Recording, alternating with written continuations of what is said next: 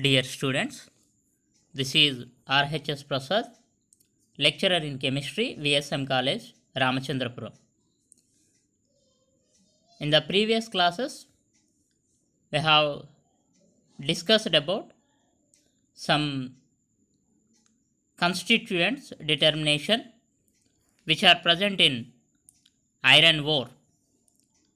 As a continuation part, I wish to give this video as part 4. In this video, I am going to discuss about the determination of alumina, titania, manganese, lime as calcium oxide, and magnesium oxide. So, in the previous videos, we learned about the determination of all these constituents which are present in iron ore. First, determination of alumina. The formula of alumina is Al2O3. Generally, we can determine the alumina by using gravimetric method. In this gravimetric method, to determine alumina, the filtrate obtained after removal of silica and iron is used for the determination of this alumina. If you wanted to determine this alumina, first of all, you need to remove the silica, iron, which are present in iron ore solution. So, to that filtrate, you need to add concentrated HNO3 solution. We know that concentrated HNO3 is most powerful oxidizing agent, so that the filtrate, that is the solution, will be oxidized. Then you need to add ammonium chloride and ammonium hydroxide solutions to it. Then aluminium is precipitated as aluminium hydroxide, so that you need to filter it. The filtrate is used for the determination of calcium oxide and magnesium oxide, simply lime and magnesia. But our discussion is to determine alumina. Generally, that alumina is present as aluminium hydroxide precipitate, so that you need to dissolve the precipitate in concentrated HCl. Next, you need to add a reagent called diammonium phosphate solution to it. Then aluminium is precipitated as aluminium phosphate. Why? Because generally, initially aluminium hydroxide is there. After that, if you dissolve it in concentrated HCl, it will be dissolved. After that, you need to add the reagent called diammonium phosphate, so that aluminium present in that solution will be precipitated as aluminium phosphate. Then you need to filter it, ignite it in a silica crucible. This is the silica crucible. Then you need to cool it in a desiccator and then weigh. Then percentage of alumina, by using this formula you can calculate. What is the formula? Weight of aluminium phosphate by weight of sample into the factor, that is 0.4178 into 100. So this factor is nothing but the ratio between alumina and aluminium phosphate. They are the molecular weights. Clear? Right. So in this gravimetric method, what should you do? You need to take the filtrate after removal of silica and iron, then you need to oxidize it by using concentrated HNO3. Then you need to add ammonium chloride and ammonium hydroxide. Then aluminum is precipitated as aluminum hydroxide. After that, you need to filter it. Filtrate it used for calcium oxide and magnesium oxide determinations. Next, further precipitate, you need to add concentrated HCl to dissolve it. Next, add diammonium phosphate. Then aluminum is precipitated as aluminum phosphate. Then filter it, ignite it. Then you can calculate the percentage of alumina by using this formula. Next, determination of titania in iron ore. To determine this titania in iron ore, you can use volumetric method. That is, you need to take the ore sample and it is fused with potassium pyrosulfate. It is dissolved in HCl or H2SO4 solution. Then you need to reduce the solution with zinc or mercury. It is called in a Jones reductor. The reduced solution is titrated with standard ferric ammonium sulfate solution using ammonium thiocyanate as indicator. You know very well, if you use ammonium thiocyanate as indicator, then it can produce the blood red color. Then the formula is like this. Here you can observe here volume of ferric ammonium thiosulfate solution into normality of ferric ammonium thiosulfate solution, ferric ammonium sulfate, that is alum, into factor by weight of the sample into 100. So what should you do? You need to take the ore sample, add potassium pyrosulfate, then you need to reduce it in a Jones reductor. Next, you need to titrate it with directly ferric ammonium sulfate solution using ammonium thiocyanate as indicator. Then you can use this formula to calculate the percentage of titania. Next, determination of manganese in iron ore, which is most important according to the examination point of view. So be concentrate on this to learn this determination of manganese. Why? Because it is very important. So manganese can be determined by either gravimetric method or a volumetric method. Of course, so many gravimetric methods are there to determine manganese and some volumetric methods are there. In this, we are going to discuss about all these methods which are used for the determination of manganese. First, gravimetric methods. So in these gravimetric methods, the first gravimetric method is bromine water method. As you know, bromine water is powerful oxidizing agent.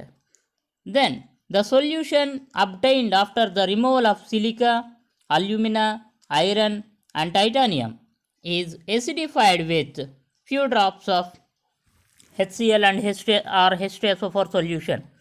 It is used for the estimation of manganese. To this solution, you need to add bromine water and 30 to 40 ml of ammonium hydroxide solution, then heated to boiling, then manganese precipitated as hydroxide, that is manganese hydroxide. Then it is filtered and washed with hot water, dried and ignited at 800 degrees Celsius temperature, cooled and weighed as Mn3O4. Then the percentage of manganese is by using this formula, weight of Mn3O4 by weight of sample into factor. The factor is nothing but atomic weight of manganese by molecular weight of Mn3O4. Why? Because our interest is to determine manganese. So you can get the constant, that is factor 0.7203. Next, pyrosulfate method. It is also a gravimetric method to determine manganese. What should you do here? The solution obtained after removal of silica, iron, aluminum and titanium is used for the estimation of manganese. So to this solution, you need to add ammonium sodium phosphate solution. Then automatically what happens? And you need to add ammonium hydroxide solution also. Then manganese is precipitated as ammonium manganese phosphate. Then it is filtered, dissolved in HCl solution. Again remove the uh, sorry again you need to go through the process. Above process means you need to add ammonium phosphate solution and ammonium hydroxide solution, then manganese precipitated out. Means any foreign material is precipitated, then you need to reprecipitate it. This is the reprecipitation process. Is it clear? So first మీరు already చేశారు. ఏమైనా impurities ఏమైనా by mistake వచ్చేస్తే వాటిని remove చేయడానికి రీప్రెసిపిటేషన్ method అనమాట. So you need to go through the above process. Then the precipitate is filtered, washed with dilute ammonia solution, dried and ignited at 800 degrees Celsius. Then weigh it as manganese pyrophosphate. First, manganese phosphate is there, but because of ignition, the manganese ammonium phosphate is converted into manganese pyrophosphate, that is Mn2P2O7. So by using this formula, you can calculate what is the formula: weight of manganese pyrophosphate by weight of the sample into the factor 0.3871 into 100. Next, volumetric methods for the determination of manganese. So in this you can use a method called Olhardt's method. Simple one. In this, the manganese ion which is present in lower oxidation state in the solution is directly titrated with KMnO4 solution. So before the titration, you need to add dilute HNO3. Then the end point is pale pink color. Why? Because KMnO4 is self indicator which imparts pale pink color. Then the formula is 1 ml of 0.1 normal KMnO4 solution is equal to 0.001648 gram of manganese. I already explained this in previous videos. Next, volumetric method. One more volumetric method, that is by direct oxidation of manganese ion and its titration. So to the ore solution you need to add bismuthate, sodium bismuthate.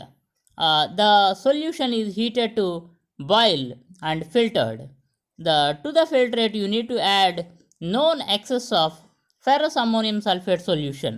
Manganese high oxidation state and ferrous ammonium sulfate, you need to add it. Then the unreacted ferrous ammonium sulfate is back titrated. I think you know very well about back titration. In any back titration method, you need to add known excess of, means at least 50 ml of the solution to the unknown solution. Then that unknown solution will react with known solution. By getting the information of known solution, you can calculate the reacted unknown with the standard solution. Okay, that is called as back titration method. Okay, so here the end point is pale pink color. Next, volumetric method. So here persulfate method is used for this. To the ore solution you need to add ammonium persulfate solution. Then it is heated to boil for 1 minute, cooled and titrated immediately with sodium arsenate solution. You need to take the sodium arsenate solution into a burette. Then you need to titrate it against the sample solution which contains ammonium persulfate. Then the end point is yellow color. If you wanted to calculate the manganese, you can use this relation that is 1 ml of 0.1 normal sodium arsenate solution is equal to 0.00108 gram of manganese. Try to understand. Generally, its formula is like this. What is that? Volume of sodium arsenate solution into normality of sodium arsenate solution into factor by weight of the sample into 100. That is the actual formula. Of course, divided by 1000 is also there. But here it is the simple formula 1 ml, that is volume of sodium arsenate. Volume is 1 ml. Next, concentration of sodium arsenate solution, that is 1 normal. Here it is the factor by 1000 by weight of sample into 100 will give you the information also. This is the simplest form of the formula. Next, so till now we discussed about almost 4 to 5 methods for the determination of manganese. I wish to simplify all these. So first two methods, they are gravimetric methods. First one is bromine water method. Second one is pyrosulfate method. Next, volumetric methods. First one is Volhard's method. Second one is direct oxidation by using sodium bismuthate. And the third one is persulfate method. In this, you need to add ammonium persulfate to oxidize manganese. Next, determination of lime. Lime, that is calcium oxide, can be determined by gravimetry and volumetric methods. It is very important. So, if you wanted to determine the lime content in iron ore solution, first of all, you need to remove the interfering elements like silica, iron, alumina, manganese, etc. Of course, after the removal of all those constituents from the ore solution, then you can estimate the calcium oxide. So, to the filtrate, ammonium oxalate solution is added. If you add ammonium oxalate solution, then automatically the calcium ion which is present in the iron ore solution will combine with ammonium oxalate to produce calcium oxalate. Okay, then it is digested for 20 minutes by maintaining the solution alkali with ammonium hydroxide solution. Then a precipitate of calcium oxalate that is formed. It is filtered and washed with hot water. The filtrate is used for the determination of magnesia, okay, which I am going to discuss about later. Now, the precipitation of or precipitate of calcium oxalate is used to determine calcium oxide either by gravimetric method or volumetric method. Now, just a simplification. What should you do? We need to determine the calcium oxide. If you wanted to determine the lime content, that is calcium oxide, then you need to take the solution which is free from silica, iron, alumina and manganese. Then take that solution. To that add ammonium oxalate solution and ammonium hydroxide solution. Then calcium which is present in the solution will be precipitated as calcium oxalate. Then with this calcium oxalate you can go through either gravimetric method or volumetric method. So first one, determination of lime by using gravimetric method after the formation of calcium oxalate. So first of all, you need to wash the calcium oxalate with water, then it is ignited at 800 degrees Celsius or 1200 degrees Celsius. Why? Because if you ignite it at 800 degrees Celsius, you can get the compound calcium carbonate. If you ignite it at 1200 degrees Celsius, you can get the compound that is calcium oxide. So, you can use any of these two temperatures for ignition. so that you can calculate the percentage of calcium oxide if you use this temperature. Then the formula is like this: weight of CaCO3 by weight of sample into 0.56 into 100. Otherwise, if you use this temperature, then automatically percentage of CaO is equal to weight of CaO by weight of sample into 100. Here, no need of the factor. Why? Because molecular weight of CaO by molecular weight of CaO, its value is 1. That is the gravimetric method. What should you do? Just simply ignite the calcium oxide at 800 degrees Celsius or 1200 degrees Celsius. Then you can get the compounds calcium carbonate or calcium oxide, so that you can calculate by using this formula. Next, if you wanted to go for volumetric method, then the precipitate of calcium oxalate is dissolved in dilute H2SO4 solution. If you dissolve it in known excess of dilute H2SO4 solution, then it will be standardized. The solution is heated for few minutes up to complete dissolution. The heated solution is titrated with KMnO4 solution. Here, let me give you a clarity. You need to add dilute H2SO4 solution to acidify the calcium oxalate solution. So, after acidification, you need to titrate it against KMnO4 solution, so that this KMnO4 can combine with oxalate in the form of acidic form, that is oxalic acid. So KMnO4 versus oxalic acid titration is there. Here end point is pale pink. Then volume of KMnO4 is 1 ml. Concentration of KMnO4 is 0.1 normal, and the factor is this one, so that you can use the formula, simple formula, that is 1 ml of 0.1 normal KMnO4 solution is equal to 0.0028 gram of manganese.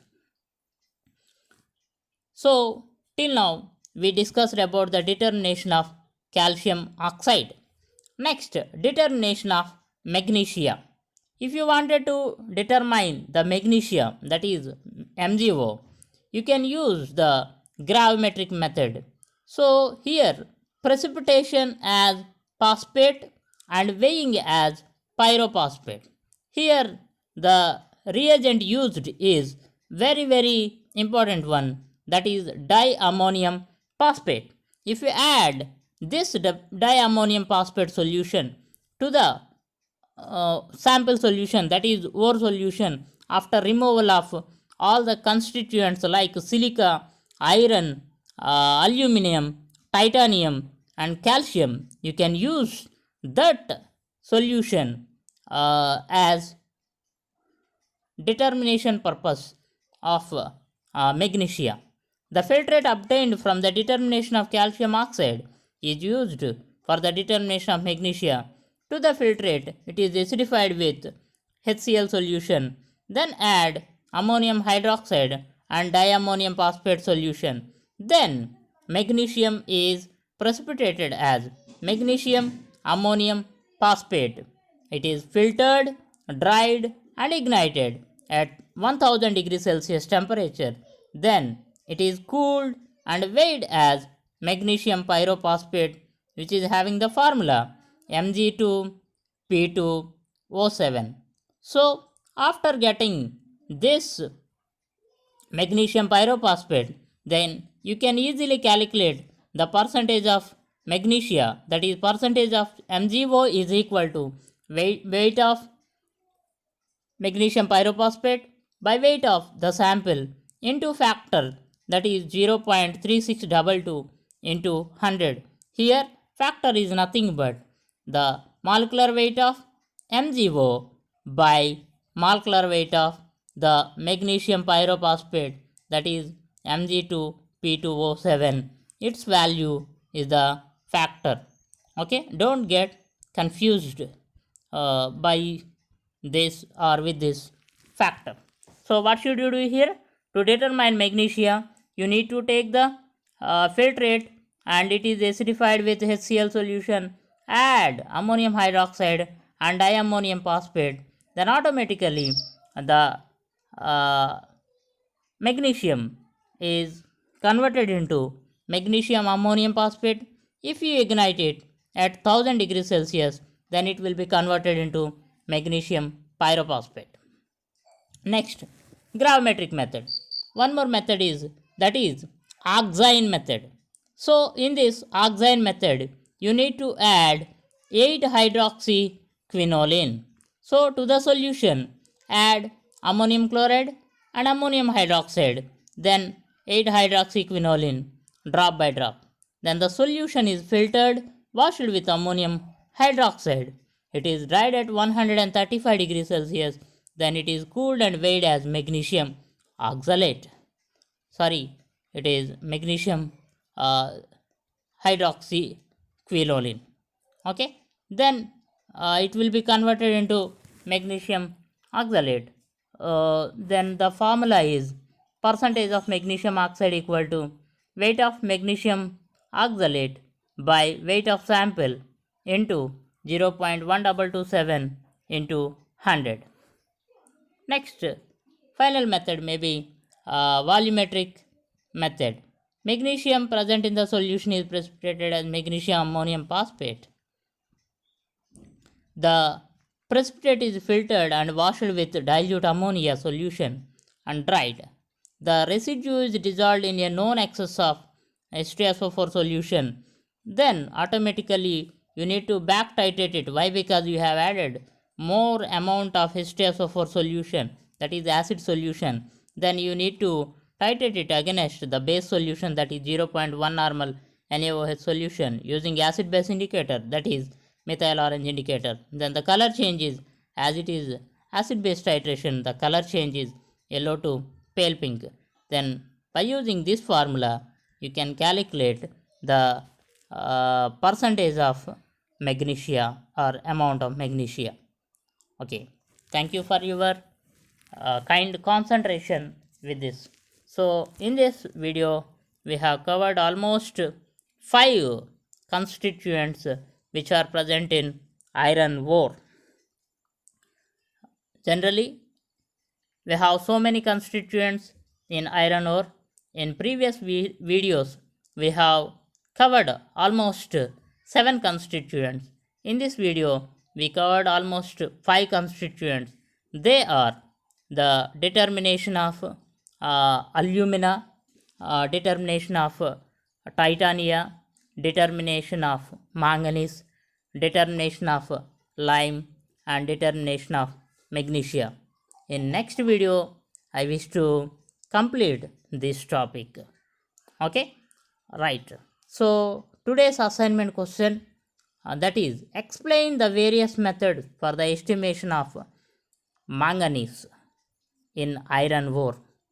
Write it in a notebook and try to maintain it very neatly. Okay, within next 3 videos I wish to complete this entire unit, that is analysis of ore. Okay, thank you for your kind attention to this video. Thank you.